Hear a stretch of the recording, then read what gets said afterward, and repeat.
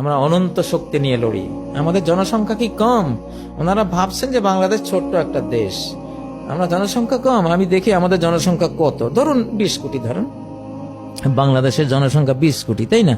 না, আল্লাহ তাআলা কি বলছেন সূরা আনফালের মধ্যে, ইয়াকুম মিনকুম 20 সাবিরুনা ইয়াগলিবু মিআতাইন, তোমাদের মধ্যে যদি শুধু 20 জন অটল অবিচল নির্ভীক সৈন্য থাকে, ইয়াগলিবু মিআতাইন, 200 বেঈমান সৈন্যকে পরাস্ত করতে পারবে।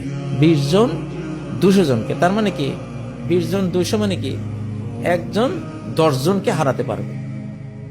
একজন সমান 10 জন। আমরা বাংলাদেশ আক্রান্ত হলে আমরা একজন 10 জনে হব। তাহলে ধরেন 20 কোটিতে 10 গুণ দেন, কত? 200 কোটি। বাংলাদেশের জনসংখ্যা কোয়ান্টিটিতে যদি 20 কোটি হয়, কোয়ালিটিতে 200 কোটি। 200 কোটি। আর যদি ভারতের যে 30 কোটি আছে, পাকিস্তানের 25 কোটি, বাংলাদেশের 20 কোটি, কত?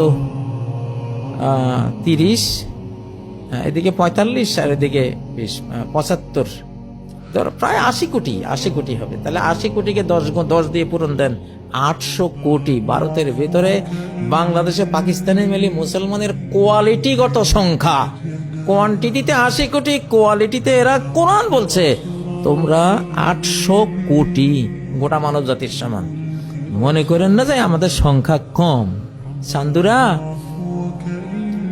মুসলিম কখনো যুদ্ধে হারে না। মুসলিম যদি যুদ্ধে ঝাঁপায়, আক্রমণ করেন আর ঝাঁপিয়ে পড়ে, হেরে যাবে না, হেরে যাব না ইনশাআল্লাহ। কপাল পড়বে না নিজের দেশের। আমরাই ভারত স্বাধীন করে দিয়েছিলাম মুসলিমদের 200 বছরের যুদ্ধে।